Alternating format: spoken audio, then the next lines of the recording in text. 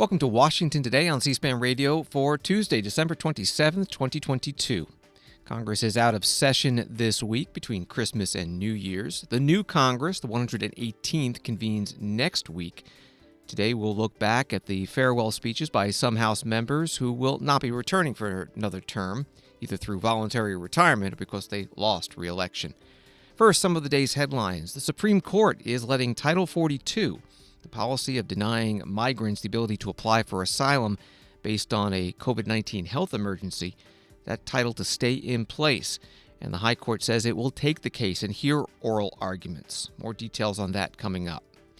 President Joe Biden urging people who have been stranded because of airline cancellations to check if they're eligible for compensation. He tweets, thousands of flights nationwide have been canceled around the holidays. Our administration is working to ensure airlines are held accountable. If you've been affected by cancellations, go to the Transportation Department's dashboard to see if you're entitled to compensation, and he included the link at transportation.gov. Southwest Airlines canceled 2,500 more flights today, about 90% of the total from all the airlines. In Buffalo, New York, state and military police enforcing a ban to stay off the roads after the 4+ feet of snow has fallen on the city in the past couple of days. The mayor's office says more than 30 people have died in the region from the storm, surpassing the death toll from the historic blizzard of 1977. The co-leader of a plot to kidnap Michigan Governor Gretchen Whitmer and blow up a bridge to help them escape, Adam Fox, has been sentenced to 16 years in federal prison, the longest sentence of anyone convicted in this plot so far. Federal prosecutors had sought life in prison. CNN reports that the House Ways and Means Committee will release former President Donald Trump's tax returns Friday morning, a source familiar confirming to CNN. The returns will be placed into the congressional record on Friday during a House pro forma session, and there will be a formal announcement Friday from the committee. President Biden says a record-breaking 11.5 million people have signed up for health insurance under the Affordable Care Act next year through healthcare.gov, 18% higher than at the same time last year. And Russian President Vladimir Putin signing a decree banning exports of oil for 5 months to any country who agreed to a $60 a barrel price cap. That includes the U.S., Canada, European Union, Japan, United Kingdom, and Australia. But it's been pointed out the U.S. and Canada have already banned Russian oil imports, and the European Union has banned them by sea. This from NBC News. The Supreme Court on Tuesday allowed Title 42, a Trump-era immigration policy implemented when the pandemic broke out to quickly expel asylum seekers at the border, to remain in effect, putting a judge's ruling that would have ended it last week on hold. The court voted 5-4 to grant an emergency request by 19 Republican state attorneys general who sought to intervene in defense of the policy.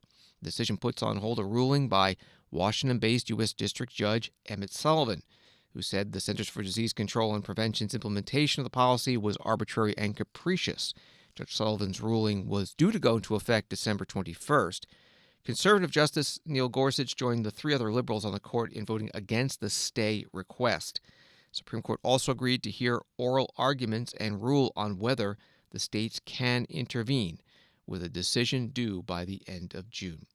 That reporting from NBC News. Whenever the oral argument takes place, we'll have coverage here on C-SPAN Radio. Now to some farewell speeches by members of Congress. Carolyn Maloney, Democrat from New York, first elected in 1992. Redistricting this year put her in the same district as another 30-year Democratic House veteran, Gerald Nadler. And in the primary election, Gerald Nadler won.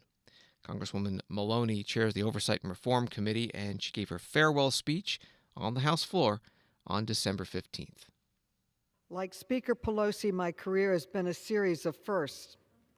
I was the first woman to represent my district on the City Council and to represent my district in Congress, and the first in history to give birth while in the City Council. Many men became fathers, but I was the first one to become a mother while serving in the City Council. I was also the first woman to serve as chair of the Joint Economic Committee, as well as the House Committee on Oversight and Reform. I remember almost as if it were yesterday, walking towards the Capitol as a newly elected member. I had just defeated a 14-year incumbent Republican who outspent me 4-1. No one thought I could win, yet I did, and I had such a feeling of hope and optimism of what could be done to help people. I will never forget walking down the aisle, not to get married, but to be sworn into the United States Congress. I said it then, and it's still true today, that serving in the United States Congress is the thrill, honor, and extraordinary opportunity of a lifetime. The first time I ever walked onto the floor of this historic chamber was 1992. It was called the Year of the Woman. I announced my run for Congress on the day of the Casey versus Planned Parenthood Supreme Court decision, which placed restrictions on Roe to a woman's right to choose, along with New York great leaders like Bella Abzug, Geraldine Ferraro, and Elizabeth Holtzman. They expressed their outrage, and I announced my run for Congress to fight to reverse this situation and to bring other changes. It is really hard to believe that years later, in 2022, the Supreme Court didn't just chip away at abortion, they bulldozed our rights into the ground, depriving 33 million American women of access to abortion. When I first entered Congress, about 10% of Congress were women. Back then, the entire Women's Caucus could meet in an elevator. Our numbers have now moved to 149, or nearly 28%. As the great New Yorker Shirley Chisholm once said, and I quote, "You don't make progress by standing on the sidelines, whimpering and complaining. You make progress by implementing ideas," end quote. And there is no better place in the world to implement new ideas than the United States Congress of America. And that is just what I did. In the last 30 years, I have authored and passed more than 80 bills and had 12 presidential bill signings with 5 of our presidents, which are usually reserved for transformational legislation. President Clinton signed my Nazi War Crimes Disclosure Act and the Standby Guardianship Act for Children. President Bush signed my Debbie Smith Act, which has been called the most important anti-rape legislation ever passed, as well as many sex trafficking prevention laws, and CFIUS, the Committee on Foreign Investment in the United States, to protect our infrastructure and to protect our country. In 2009, President Obama signed my credit card Bill of Rights, which, according to the CFPB, the Consumer Financial Protection Bureau, has saved consumers over $16 billion a year, $16 billion each year since 2009. Even President Trump signed my Never Again Education Act to support Holocaust education, as well as the 9/11 Health and Compensation Bill, which is part of the reason why my coat is hanging here. I wore this coat for well over a year, every single day, until we approved the necessary funding for this vital program to help our heroes and our heroines. They were there for us. We need to be there for them, and they still need more help. More legislation needs to be passed this year to help them. Congresswoman Carolyn Maloney, Democrat from New York, farewell speech on the House floor December 15th.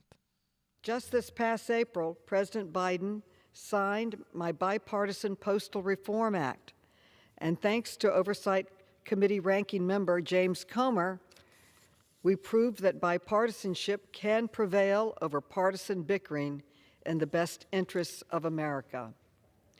All of these achievements would not have been possible without my fellow members of Congress, who have proven to me that if you work hard enough, our government can provide for the people. I truly believe that the best legislation is always bipartisan, and I hope our Congress can come together more for more meaningful legislation, as we did after 9/11, as we did after natural and financial disasters, as we came together during the COVID-19 pandemic, and as we came together in our bipartisan infrastructure bill, and so much more. Believe me, there is no nation that is better or stronger or more innovative than the United States when we work together. I'd also like to recognize those who have worked in my office over the years, including my district office staff and my DC staff and the staff of the Oversight Committee and the Joint Economic Committee. Our work truly would not have been possible without your hours of dedication, your intelligence, and your selfless dedication to public service. To each and every one of my friends and constituents, thank you for your continued support and inspiration. It has been the honor of my life to represent the people of New York's 12th Congressional District. I also want to thank my wonderful family, my two amazing daughters, Christina and Virginia, my son-in-law Peter and baby Leland. You are the joy and meaning of my life.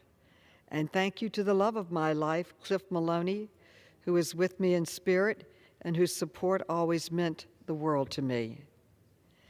As I speak today, I am thinking of the important work that lies ahead.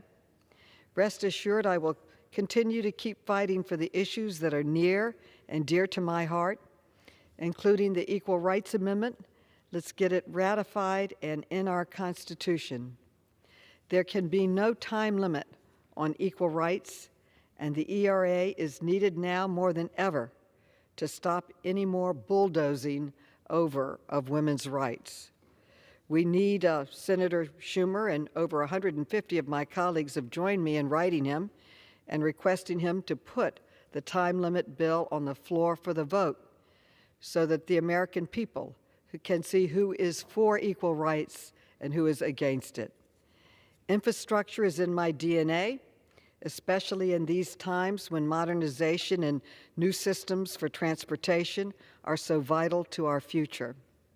I am proud that the two largest federally funded construction projects, not in New York City, not in New York State, but in the entire country, are in the district I am privileged to represent: the 2nd Avenue Subway and the East Side Connector.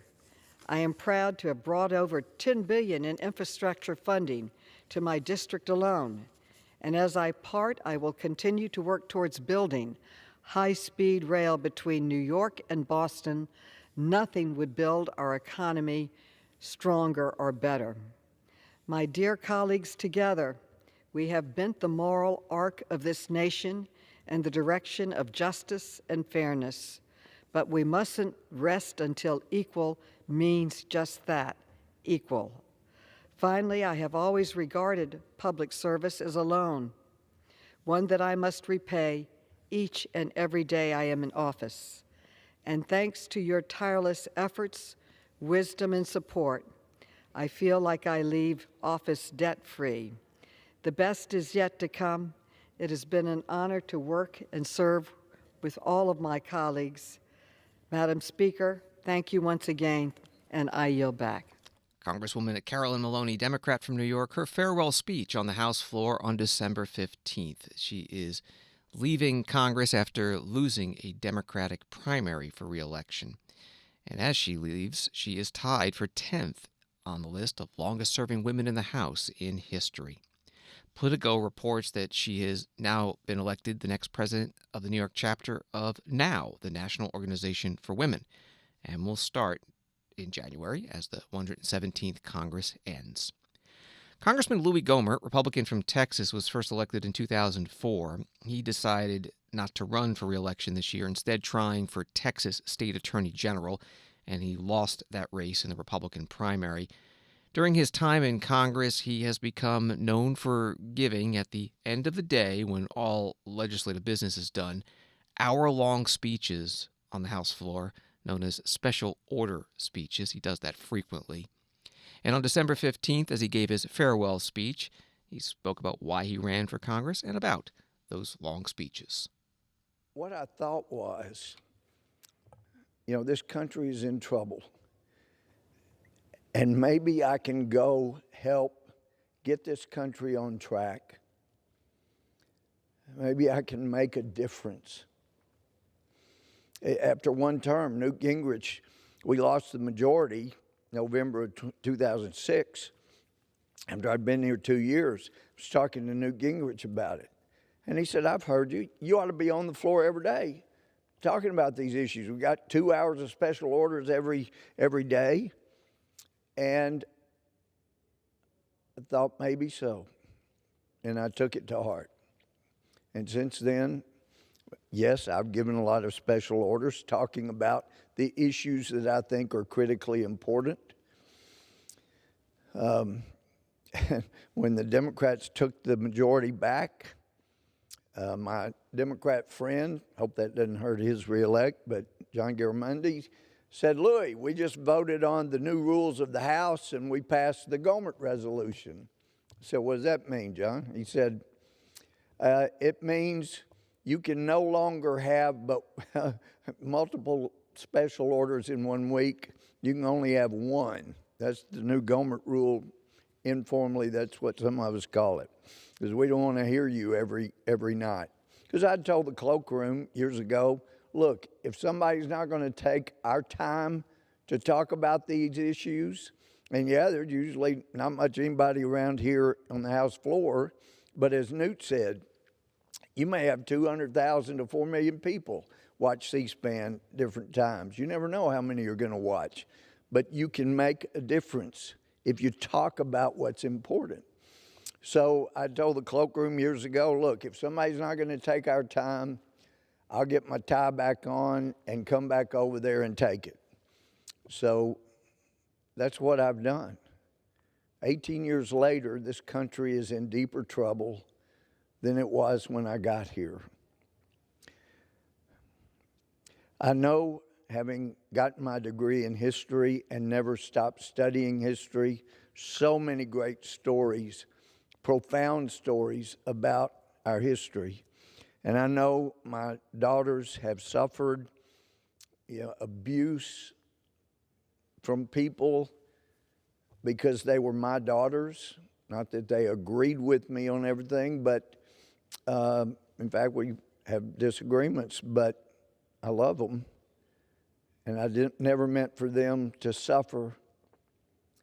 But recently I read a sermon that was prepared by Pastor Tommy Nelson in Texas. Well, there was a governor, Thomas Nelson of Virginia, who was a commander back during the Revolution.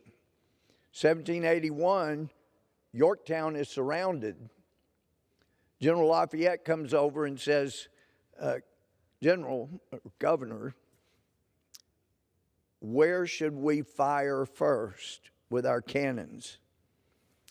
And Governor Nelson, General Nelson, he knew that the British command was in his home. They'd taken his home, they made it their command center. And he told Lafayette, right there, my house.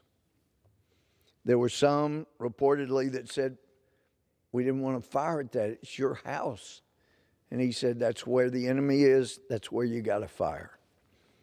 And cannonball after cannonball went through his home. The founders suffered so much, gave so much, many with their lives. You look at the 56 signers of the Declaration of Independence, they suffered immeasurably.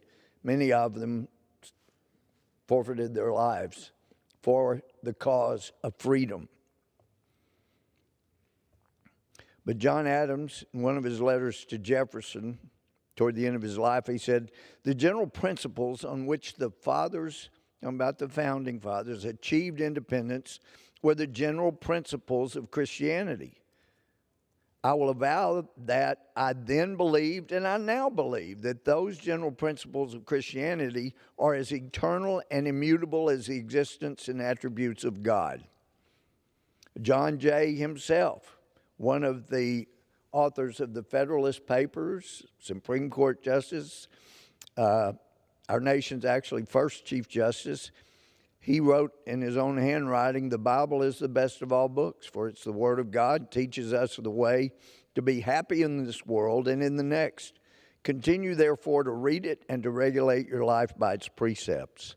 Congressman Louie Gohmert, Republican from Texas, farewell speech on the House floor December 15th. Back to John Adams, he said, "The jaws of power are always open to devour, and her arm is always stretched out, if possible, to destroy the freedom of thinking, speaking, and writing." Boy, he was so astute and wise. He said, "Democracy will soon degenerate into anarchy, such anarchy that every man will do what is right in his own eyes, and no man's life or property or reputation or liberty will be secure." It was so true. He saw what happens even in the few democracies or republics that have ever existed. I think ours is not just a republic, but a form of democratic republic where we elect our representatives instead of like ancient Greece, Athens, where they actually had everybody participate in the big decisions. So I do have a heavy heart. I see what's going on. We had a hearing today on regarding mass shootings. Witnesses, Sandy Hook from Uvalde. And they're saying we got to get rid of the guns, like getting rid of spoons would get rid of obesity. The problem is not with our Second Amendment right. It is exactly what John Adams pointed out. He said, "We have no government armed with power capable of contending with human passions, unbridled by morality and religion. Avarice, ambition, revenge, or gallantry would break the strongest cords of our Constitution as a whale goes through a net." And then he said, "Our Constitution was designed for a moral and religious people. It is wholly inadequate for the governing of any others." Our problem is very clear to me. It's not with weapons. It's with the lack of morality. It's exactly what President Adams said over 200 years ago. He saw it. If you're not teaching children that there is absolute right and wrong, there may be gray areas, there are, as every lawyer would tell you, but there are some absolutes that are right or wrong. And as God, those of us who believe the Bible, God made clear that the children of Israel were to teach their children. Keep the verses of Scripture around all the time. Put them on your doorpost. Congressman Louie Gohmert, Republican from Texas, part of his farewell speech on the House floor on December 15th. He is retiring from Congress after 9 terms. He tried to run for state attorney general and lost that race in the Republican primary. More farewell speeches from members of Congress when Washington Today continues in a moment.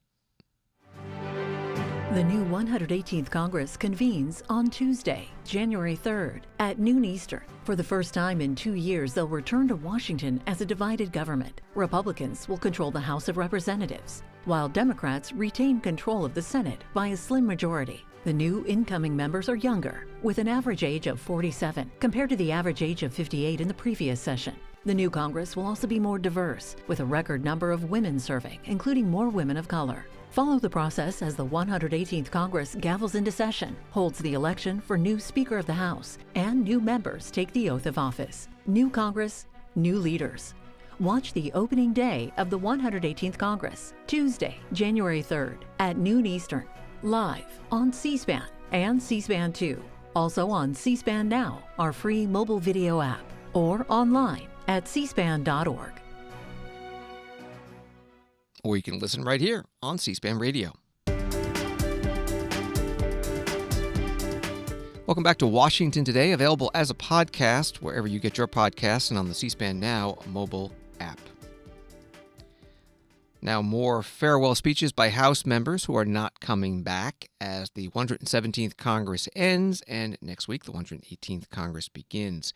Jaime Herrera Beutler, Republican from Washington State, was first elected in 2010, and she was defeated this year in a Republican primary as she ran for re-election. She's one of 10 House Republicans who voted to impeach former President Donald Trump.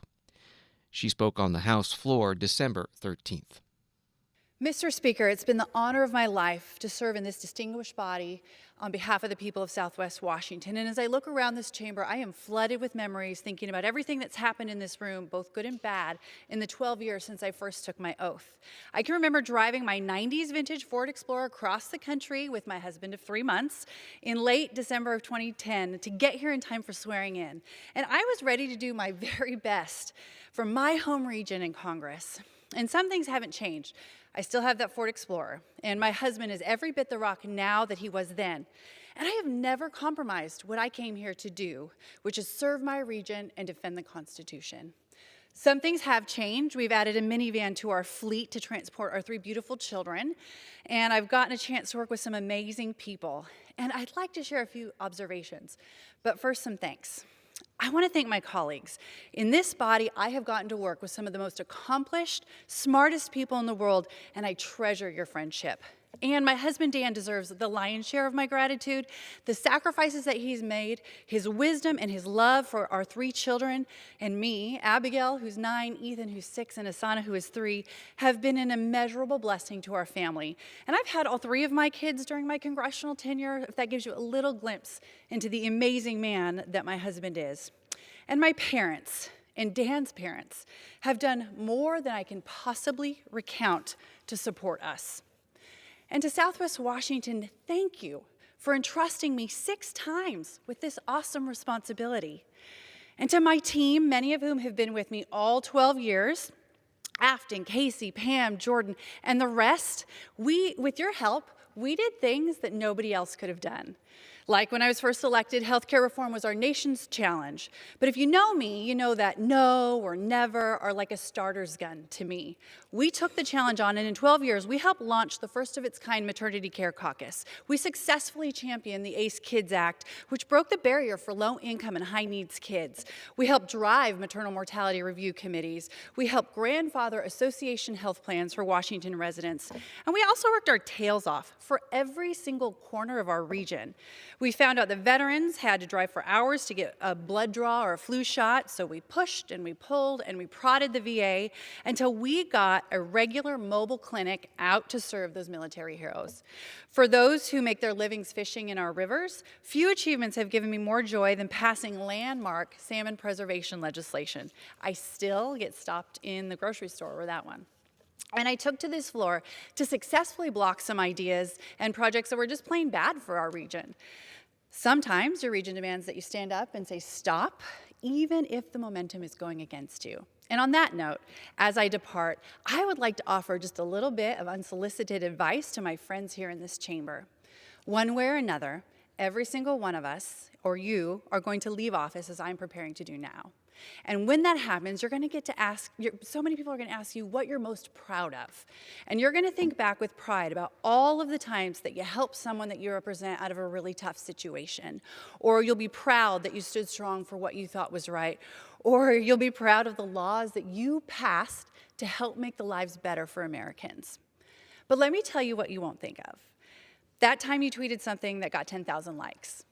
Or that time that you thought of a really mean, clever thing to say about the other party or the other team. Or those times you told part of the truth, but maybe not all of the truth, and hoped that no one was going to ask you what you really meant. The people who elect us put their faith in us to represent them, and we owe them the truth. And times, especially in the heat of the moment, the truth is somewhat the last thing that people want to hear, especially if it doesn't fit their narrative. But that doesn't make it any less true. And we don't do Americans any favors if we deceive them or if we stand by quietly as they deceive themselves. Hardcore partisans on both sides will tell you that their party is blameless and that the other party is the only one that engages in deception. But the truth is, there are people in both parties who've made an industry of it. I have faith in the American people to eventually put a stop to this. But we here in this body, we also have a responsibility to the truth. After all, it is the only thing that truly sets us free. With that, I yield back, Mr. Speaker. Congresswoman Jaime Herrera Beutler, Republican from Washington State, her farewell speech on the House floor December 13th. She was defeated in a Republican primary for re-election and leaving the House after 6 terms. Jackie Speier is a Democrat from California, first elected in 2008. She decided to retire this year, and she talked about her service on the House floor on December 21st. Thank you, Madam Speaker. This is my last speech on the House floor. You know, I've given hundreds of speeches on this floor, but there will be no more. I'm reminded of a quotation. Each of us is called to do something, and if we don't do it, it won't get done. For almost 15 years now, I've had the privilege to be in this chamber, to do this work. Like many staffers who come to this great building, they seek to one day become members of Congress. And I became one of those. I was the legislative counsel to the late Congressman Leo Ryan, who was assassinated in Jonestown, Guyana, trying to extract constituents who had been held there against their will by a cult leader named Jim Jones. I'm proud that, along with Congresswoman Gabby Giffords, Congressman Leo Ryan's name now appears above the Democratic cloakroom. I was shot 5 times on that airstrip and left to die, but obviously survived and committed the rest of my life to public service. In fact, I have the record here in Congress of being the member who had the longest stretch between the time they first ran for Congress, which was 29 years before I was elected the second time. And what I know is this: we are specks in the timeline of history. Few will remember us, but they will remember events. The corridor to the members' dining room on the House side shows a mural of L'Enfant choosing the site for the U.S. Capitol. Then President Washington is seen actually laying the cornerstone. And then in 1814, the British burning the Capitol. And then the rotunda being used to house Union soldiers as a medical center. There's one more mural that has to be placed in that corridor. It's the mural of January 6th. What will we do to prevent another one? That's the challenge to all of us. What will we do to lower the rhetorical temperature in this sanctuary of democracy? Will we ever end the blood sport that goes on in this chamber? You know, above us in the ceiling is the eagle with the words e pluribus unum. E pluribus unum, out of many, one. It is our duty to our constituents, not to our Facebook audience or Twitter followers. It is not our goal to increase our followers. It is our duty to increase the confidence of our constituents in democracy, in getting things done. I hope the 118th Congress will do what I was not able to do in 10 years and get the ERA into the Constitution of the United States. It is 24 words. Every democracy in the world has an ERA in their constitution, but the United States. I hope that we will restore the right to reproductive autonomy for every woman. I hope we will do what we should do, which is pass an assault weapon ban. But surely we can prohibit the purchase of these weapons of war by teenagers. We should make permanent the child tax credit, lifting a half of the children in this country out of poverty last year when we did that. And we've got to do a better job of providing for our servicemen and women.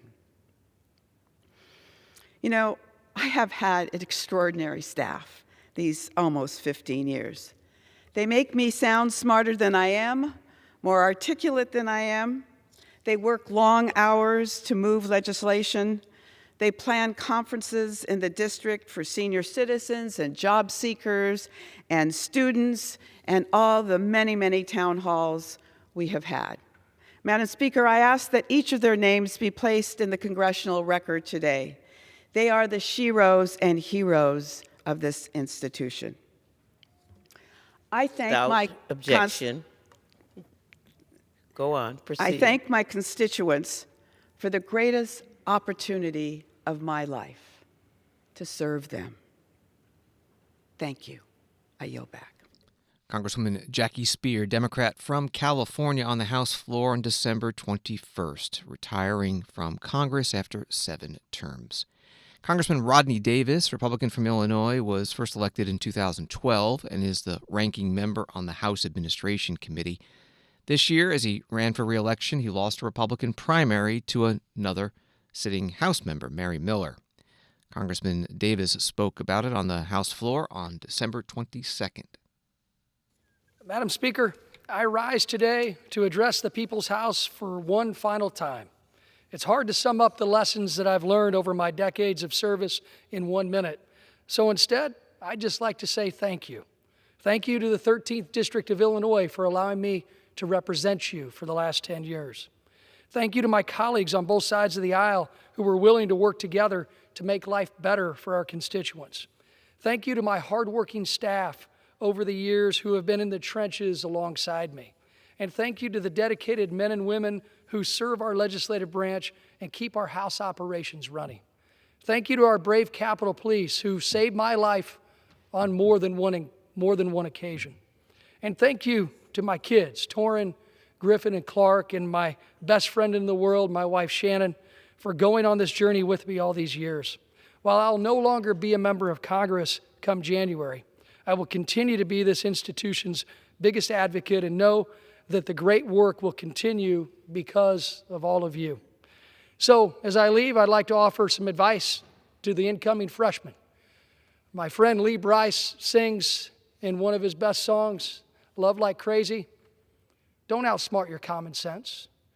And I hope I remembered every time that I got in front of a microphone here or in a committee hearing that I had 5 words come to my head, sung by one of the greatest rock bands ever, Nickelback. These 5 words in my head scream, are we having fun yet? So thank you, Congress. It's been an honor. And I yield back for the very last time.